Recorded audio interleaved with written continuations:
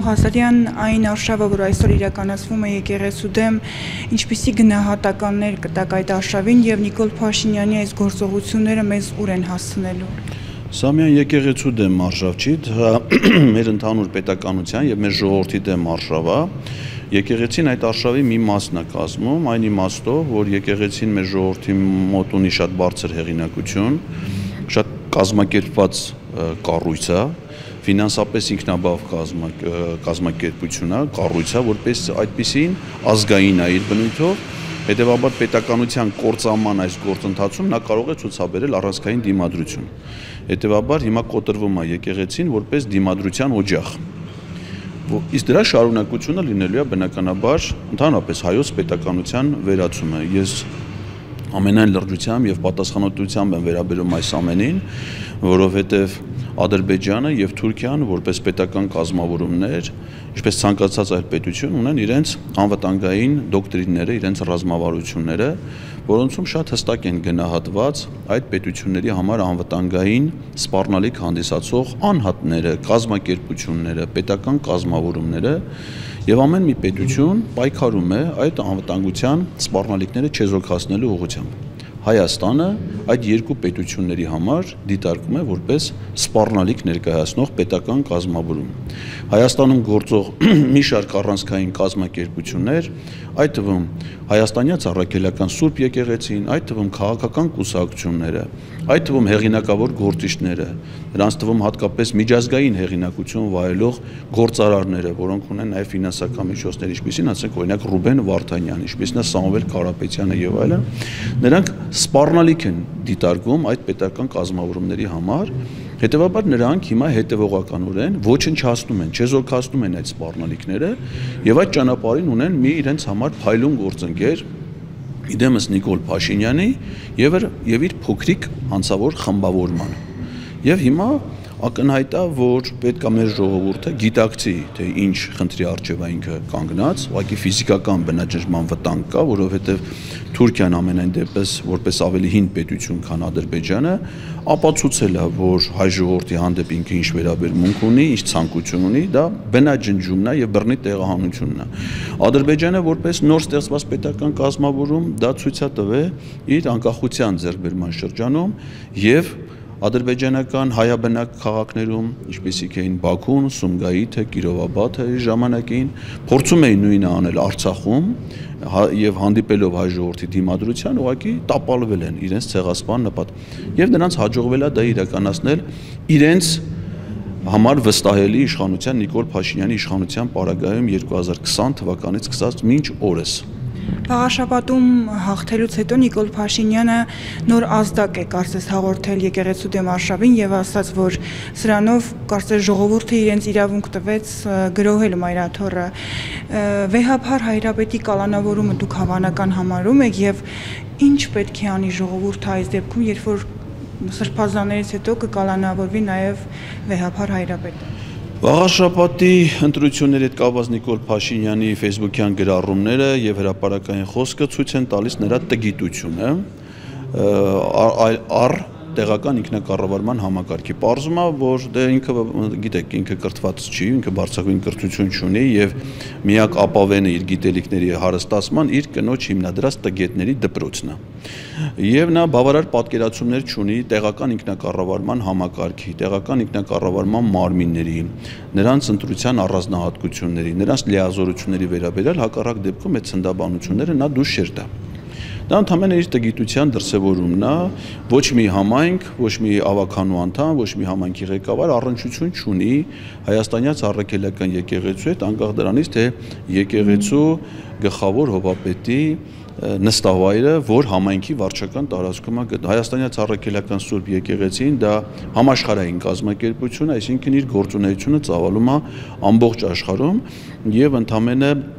մեկ խոշորացված համայնքում տեղական ինքնակառավարման մարմինների ընտրություններում իրենց ունեցած ոչ մեծ հաջողությունը, դե ասեմ նրանք նույնիսկ 50% ձայն չեն հավաքել, առավել եւս ընտրողների մասնակցության ցածր պայմաններում։ Քաղաքացիական պայմանագիրը չնայած բազմաթիվ ընտրախախտումներին, վարչական ռեսուրսների չարաշահման, իշխանական լիազոր, իրավապահ մարմինների այս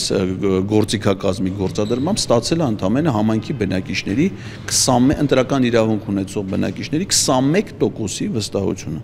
Հենց որ իր հավակնությունները հետագա քաղաքական գործընթացների, թվում էր եկեղեցու դեմ պայքարի առումով անհիմն են։ Իսկ ինչ վերաբերում է ռիսկերին, որ կարող է արդյոք ձերբակալվել ամենայն հայոց կաթողիկոսը, ես դա իրատեսական եմ համարում, որովհետև կաթողիկոսի եւ բարձրագույն հոգեվոր խորհրդի անդամ հանդիսացող arczepiskopos-ների միջև իհարկե էական կարգավիճակային տարբերության, բայց նրանց կարգավիճակները շատ մոտ են։ Եվ եթե անհիմն, բացարձակ անհիմն որևէ պատճառ չունեցող հանգամանքներով այսօր անազատության մեջ են գտնվում 2 arczepiskopos, 1 եպիսկոպոս, 3-ն էլ թեմական առաջնորդներ, ապա ես չեմ բացառում ցանկացած այլ ոտնձգություն, ցանկացած այլ սրբապղծություն մեր եկեղեցու նկատմամբ։ Իսկ Նիկոլ Փաշինյանին կանգնեցնելու համար ինչ պետք է անի հայ ժողովուրդը եւ քաղաքական հարցերում ընդդիմությունը տարակարծիք է, վեճեր կարող են լինել, իսկ եկեղեցու դեմ պայքարում ինչ է կարծում, բոլորը կհամախմբվեն։ Հիմա քաղաքական պայքար գոյություն չունի եւ չի կարող գոյություն ունենալ, որովհետեւ քաղաքական պայքար կարող է գոյություն ունենալ միայն ժողովրդավարական հասարակարգերում։ Բռնապետական թշնամական ռեժիմի պայմաններում քաղաքական պայքար չի կարող լինի, ասենք օրինակ այն պահին, երբ որ Հիտլերը նվաճել էր Լեհաստանը, լեհ ժողովուրդը չէր կարող քաղաքական պայքարով ուրեմն ազատվել թշնամական նացիստական ռեժիմից։ Նրանք դա կարող են իրականացնել միայն իրենց վճռական պայքարի եւ գործողությունների արդյունքում եւ բարեբախտաբար ողջ մարդկության ջանքերը այդ իմաստով արդյունք են տվել եւ տապալվել է այդ ուրեմն նացիստական ռեժիմը, որը բռնապետական ռեժիմ է։ Հիմա այստեղ քաղաքականություն ընդհանրապես գոյություն չունի։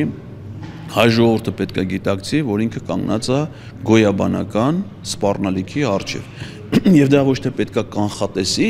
այսինքն լսի իմ կամ մյուսների կանխատեսումները, իրատեսական գնահատականները, դատողությունները, այլ ուղղակի տեսնի, հիշի, թե ինչ է տեղի ունեցել իր հետ ընդամենը 2 տարի առաջ։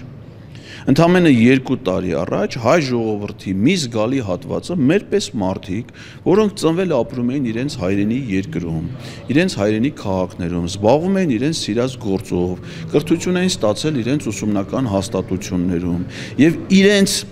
իշխանությունը իդեմս Նիկոլ Փաշինյանի հավաստիացրել է, որ իրանք շարունակելու են ապրել, որ իրանք ամեն ինչ անելու են, որ այդ մարդիկ ազատ լինեն, ապրեն իրենց բնորանում, ավելին ունենան այլ ավելի ընդունելի կարգավի։ Այդ խոստումներով իշխանություն այդ մարդկանց ենթարկել է ցեղասպանության եւ բռնի տեղահանության։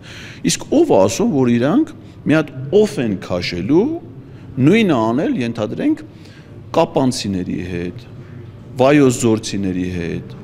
Արարատի մարզի բնակիչների հետ, ասեք ինչի պիտի, ինչ տարբերություն, նրանք հայ էին, նրանք հայ չեն, իրենք դուրս են եկել Հայաստանի Հանրապետության եւ հայ ժողովրդի դեմ պայքարի եւ նորից եմ ասում,